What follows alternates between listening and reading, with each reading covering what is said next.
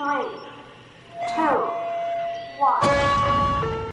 Everything you want to know about all of the retransmission and carriage battles, but you are afraid to ask. It's an iPhone. It's a universal remote. It's both. And get ready for HDNet's most intense docuseries. It's all ahead as the TV news starts right now. This is the TV News, the industry's only daily video report, brought to you by American Ingenuity TV. For all of your electronic marketing and creative needs, American Ingenuity TV is simply the solution. Welcome to the TVNews.tv for Monday, January 5th, 2010, and here are today's top stories. Yesterday we delved into the various retransmission and carriage wars, and now the feds appear to be taking a little bit more than a casual interest from the sidelines of these assorted fracases. The FCC's Media Bureau Chief, Bill Lake, describes the FCC role in these disputes as circumscribed. 50-cent word means limited. While FCC Chairman Julius Genachowski says that the FCC does not plan to assert itself in any of these disputes. Now the industry's eyes turn to the Mediacom Sinclair TV retrans dispute, which is on extension until final deadline this Friday to get a deal done, or else 20 Sinclair TV stations could go dark on Mediacom in 12 markets. For more details and reaction on this story, log on to broadcastingandcable.com. And now the Scripps Network's Cablevision carriage impasse has erupted into a full war of words. And as you know, Scripps pulled two of its networks, Food Network and HGTV, from all of Cablevision's 3 million New York metro area homes. Cablevision has verbally fired, quote, "We believe it was irresponsible for Scripps to take the channels off, and it is irresponsible for them not to put them back on," unquote. And Scripps has returned verbal fire with, quote, "Until they step forward in good faith, it is Cablevision that is holding their viewers hostage," unquote. Now for more volleys, comments from the combatants, log on to multichannelnews.com. And we love to close the feedback loop here at the TVNews.tv. Via LinkedIn groups, we asked you about your thoughts regarding the Fox Time Warner Cable retrans war. And here's just a sample of the comments from industry pros just like you. Quote, "As more networks demand higher fees, raising costs to the provider, which will undoubtedly be passed on to the customer, opportunity will continue to bloom for online and new media," unquote. Quote, "I really thought TWC's ad campaign was disingenuous. Time Warner Cable still fails its audience by refusing to carry NFL Network," unquote. Quote, "I think that in this time of people losing jobs, homes, and savings, that this entire action was outrageous," unquote. Quote, "Rupert has a great deal of success with this type of intimidation," unquote. Not a whole lot of positives seem to be coming out of this ordeal. Now we'd love to have all of your feedback, so hook up with us, the TV News, on Facebook, Twitter, and LinkedIn. Beginning tonight, HDNet begins a 4-part docuseries that takes you as close as you'd ever dare want to get to the Iraq War. Have a look.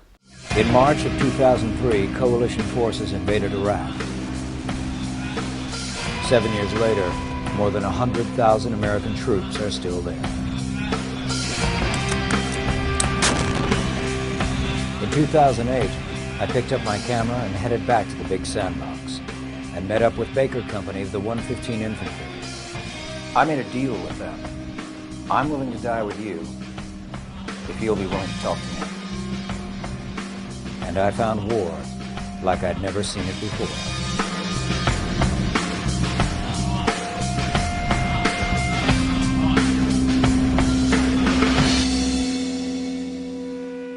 Baker Boys Inside the Surge promises to be an intimate, real, and raw look at Baker Company, an elite group of dedicated soldiers on extended tour in one of the most dangerous places on earth.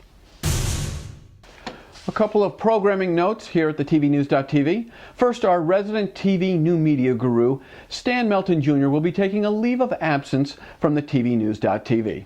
We are saddened, but we hope that Stan will return to us very, very soon. Second, we welcome a new correspondent to the TVNews.tv fold, Susan Hibben, who will be reporting the Programming Pulse each and every Wednesday, and that begins tomorrow. Tech Talk is brought to you by Sando Communications. Sound judgment, solid credibility, and superior results. This is Sando Communications. Here's one of the first items to emerge from the Consumer Electronics Show this week. How many remotes do you have? 3, 4, 5, 11, more? Well, what if you just had one and it went everywhere with you? It's an iPod or an iPod Touch. It's all of your remotes all wrapped up into one. Yep, it's on its way to you soon. Now, of course, there's an app for that, but you'll also need this little add-on called the L5 remote, which will set you back about $50. No batteries are required. The range is reported to be about 30 feet, and it's due out in February. So if you want to instantly convert your iPhone or iPod Touch to the master of all of your remote devices, log on to l5technology.com. Future events and opportunities brought to you by Dude Walker. Get the best voice, get the best price. Get Dude at dudewalker.com. What's that sound? Oh, it's opportunity knocking because there's no winner yet in our Monday Fun Day TV Trivia Quiz. And that means our free billboard prize is still up for grabs. For your shot to win, go to our archives and click on yesterday's edition of the TV News. If you're looking to pitch your product, service, or show to the well-guarded worlds of mid-level to C-suite execs, well then, let's talk about sponsorship opportunities here on the TV News.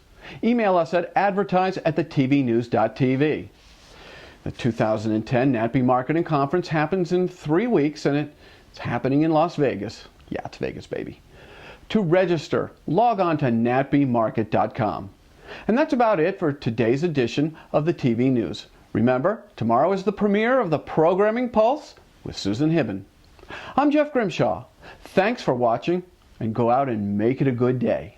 The TV News has been brought to you by American Ingenuity TV.